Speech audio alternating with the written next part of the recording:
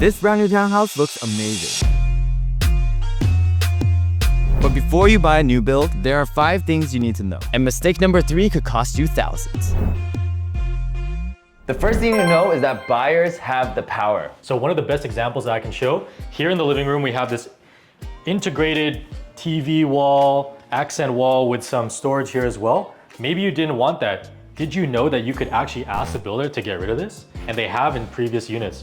That's crazy. Like, get rid of all of this? Let's say you didn't want it. Take it out and dispose of it? Yeah, they would get rid of it for you. You could definitely negotiate that in. Or let's say if this was a blank wall and you wanted a certain type of accenting wall, certain type of built-in cabinetry, or let's say you have a sentimental 70-inch TV. You say, I want to fit a 70-inch TV here, build a wall around it. Right. If you can ask that builder and negotiate for that, and if they really want to sell the property, especially in a market like now, they may just agree. So I wonder to what extent can you negotiate? Because first of all, asking for a TV is probably not much, like $1,000, right? Oh, like to ask for an actual TV? Oh yeah.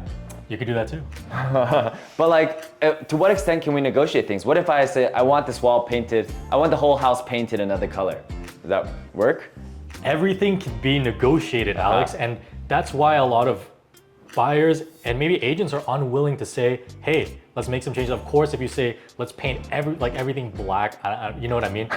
I don't know, right? But it is actually up to the developer, the builders, if they want to say yes or no. But it doesn't hurt to ask. So that was the first thing you need to know. As we go through these, they're gonna get more and more importance. Because if you make mistakes on the later ones, it's gonna cost them thousands of dollars. The second thing you need to know is the additional cost that you need to pay for. So when you buy a new home in BC, GST is applicable, or you have to check in if the builder has already covered that GST. But if nobody's lived in the property yet, it means GST must apply. There's also property transfer tax that applies to most properties. Wait, property transfer tax is all properties or new builds? So there are some cases where you can get away with not paying property transfer tax. Basically, they have home buyer allowances and things like that. It just depends on what incentives there are. They're always changing, so it's best to check online in the government's website to see what the current incentives are when it comes to PTT. Right, and government sales tax, that's 5%, right? Government sales tax? Yeah. Or is it different? Well, 5%. we're in BC, BC. so it's just government sales tax. You said sometimes the builders will cover GST? So it depends, where some new builds, the sellers have already paid the GST. So it is included with the sale price, which you need to find out, obviously your realtor needs to check if the GST is included with that sale price. Right. But that means it's not a brand new home.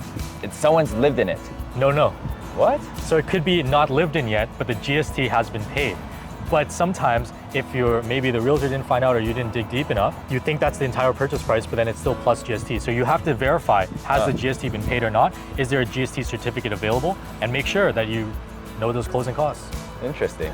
Third thing you know before buying a brand new home is knowing the builder. Right now, we're downstairs in the mortgage helper, and I actually really like this a lot. So the crazy thing is that we have a fully integrated, fully legal suite here. They've integrated the security system, private entrance, full appointed washroom, clothes washer, dryer, kitchen, everything. And you don't even have to see your tenant.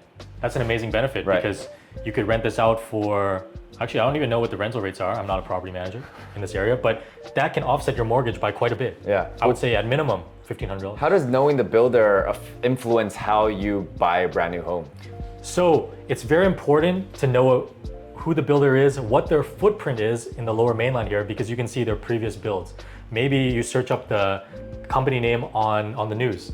Maybe they had some previous things that went wrong, right? You need to know these things, and a lot of these things are public information, right? Or maybe visit some of their past projects, whether they built things 5-10 years ago and they're still standing, and maybe there's a resale unit of one of those that are available. Go to that open house, check it out. How is it tested, lasted the test of time? Right. Well, one question I think some people might have is, are builders kind of similar like architects where they have a certain design? Like for example, Kengo Kuma likes to use those wood planes. If this builder likes to build mortgage helpers, do you think when I look at similar things, he's gonna try to include mortgage helpers as often as possible? Definitely. So the same way that each person has their personality, every builder has their own little thing that they add in. Maybe their signature cue per se. For this developer, They are pretty well versed with building mortgage helpers, so that's one of the benefits of knowing this developer and buying with them. Versus other units, maybe they have a certain stylistic cue, and that's their signature for that building. Right. So know the strengths of the developer you're buying from, and that's one of the biggest values you're also getting when you buy that type of home. So the thing to know is understanding your home warranty. So it's a 2, 5, 10 warranty, which means for the first 2 years, labor and materials are covered. For the next 5 years, One at a time. So labor and material, what does that include? Labor and materials is basically the build of the home. So for example, if you have some defects in the finishes. The walls? Yeah, if you have defects in cabinets? How things have been installed, then you could use your 2, 5, 10 home warranty to cover those things from your builder. So when does the warranty start?